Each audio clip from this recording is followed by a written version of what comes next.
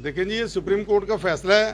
इस पे मैं तो समझता हूँ को कमेंट करना कोई अच्छी बात नहीं है। ये इलेक्शन कमीशन की जिम्मेदारी है। अगर वो इलेक्शन करवाते हैं तो मुस्लिम लीग नून भी इलेक्शन में उतर चुकी है।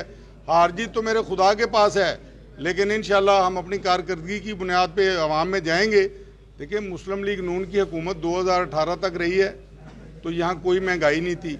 यहाँ मोटरवेज बन रही थी मियाँ मोहम्मद नवाज शरीफ की क़यादत में। यहाँ बिजली घर बन रहे थे, लोड शेडिंग ख़त्म हो गई थी, मुल्क से दहशत गर्दी का खात्मा हो गया था।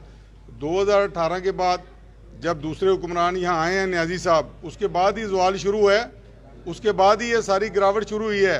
वो 4 साल बाद ये खुद हमारे जो मुक़्तदा इदारे हैं उनके सरबराह ने कहा है कि अगर हम उस वज़ीर-ए-आज़म को ना निकालते तो वो मुल्क ही बेच जाता। तो इससे बड़ी क्या गवाही हो सकती है। लेकिन मैं यहाँ सियासी बात करना ही नहीं चाहता। मैं ये कहता हूँ कि अगर इलेक्शन 30 अप्रैल को हो रहे हैं तो इंशाल्लाह मुस्लिम लीग उसमें भरपूर हिस्सा लेगी और इंशाल्लाह खुदा के फजलो करम से हम पंजाब में और केपी में अपनी हुकूमत कायम करेंगे और लोगों को बता देंगे कि वोट की ताकत ही सब कुछ है।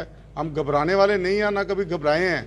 मुसलसल तीसरी दफ़ा इस शहर के लोगों ने मेरे पे मेहरबानी की है और इंशाल्लाह आने वाले दिनों में मुझे पूरी उम्मीद है कि लोग मुस्लिम लीग नून का साथ देंगे, क्योंकि मुस्लिम लीग नून ही इस मुल्क की तरक्की की ज़मानत है, इस मुल्क के तहफ़्फ़ुज़ की ज़मानत है। और इंशाल्लाह आप मेरी बात ये नोट कर लें कि ज़िला कसूर में मुस्लिम लीग नून स्वीप करेगी। बहुत मेहरबानी।